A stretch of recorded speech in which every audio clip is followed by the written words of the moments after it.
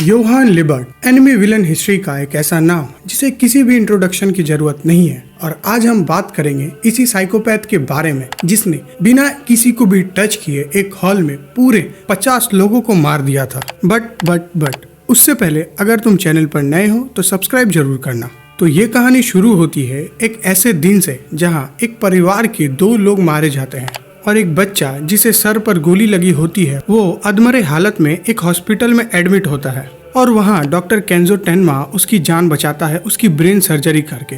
और ये सर्जरी उसे कितना महंगा पड़ेगा उसे आगे पता चलता है। Back into the story. Yohan जिस हॉस्पिटल में एडमिट था वहाँ के डायरेक्टर और 2 लोग उसे देखने जाते हैं, पर अनफॉर्चुनेटली उनकी डेथ हो जाती है, जो पता चलता है कि ये एक मर्डर है और इस मर्डर का इल्जाम सीधे टेनमा पर आता है। और अपनी बेगुनाही साबित करने के लिए ही टेनमा हर एक कोशिश करता है, बट सीरीज के मिडिल में उसे पता चलता है कि इस मर्डर के पीछे योहान का हाथ था। और ये सब शुरू होता है किंडरहाइम 511 ऑर्फनेज से, जहां योहान और उसके जैसे ही बहुत से बच्चों को एक्सपेरिमेंट के लिए वहां रखा जाता है, उन्हें सोल्जर बनाने के लिए। अब आर्मी वाला सोल्जर नहीं, ये कुछ और ही सोल्जर है।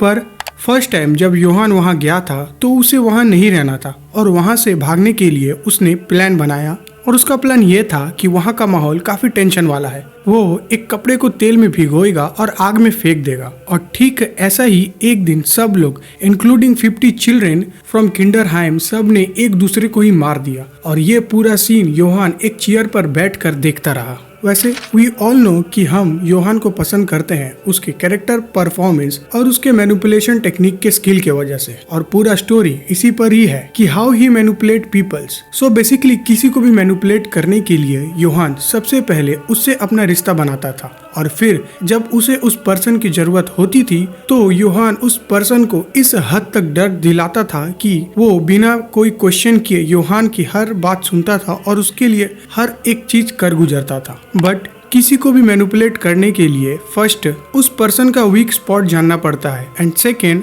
How the mind works. और ये दोनों ही योहान काफी अच्छे से जानता था। और जब तुम मॉन्स्टर एनिमी देखोगे तो तुम्हें लगेगा कि तुम एडोल्फ हिटलर की बायोपिक दिख रहे हो, क्योंकि तुम्हें ऐसा ही फील आएगा बिकॉज इन दोनों की स्टोरी भी बिल्कुल सेम ही है। हिटलर को भी उसके बचपन में एक डॉक्टर ने बचाया था और योहान को भी उसके बचपन में एक डॉक्टर ने ही बचाया और दोनों ही काफी लोगों के मरने का रीजन बने। पर ये पूरा स्टोरी तुम्हें टेनमा के सराउंडिंग ही देखने को मिलेगा, क्योंकि उसके ऊपर मर्डर का इल्जाम है और उससे बचने के लिए वो मर्डरर को खोजता है। स्टोरी कभी कभी कहीं कहीं इतना बोरिंग लगेगा कि तुम्हें इसे नहीं देखने का मन करेगा, पर जब जब योहान का अपीयरेंस आएगा स्टोरी और भी इंटरेस्टिंग हो जाएगा। और अगर तुम्हें डार्क साइकोलॉजी, थ्रिल ऐसी चीजें पसंद है तो ये सीरीज तुम्हारे लिए ही है। तो इसे एक बार जरूर देखना, क्योंकि बचपन से योहान ने काफी कुछ झेला था और इस रीजन की वजह से योहान के अंदर एक मॉन्स्टर पनपने लगा और ये मॉन्स्टर ही सब लोगों के मरने का रीजन बना। ये सीरीज थोड़ा लंबा है पर मुझे ये सीरीज काफी अच्छा लगा। और अगर तुमने भी ये सीरीज देखा है तो कमेंट में जरूर बताना और चैनल को सब्सक्राइब जरूर करना।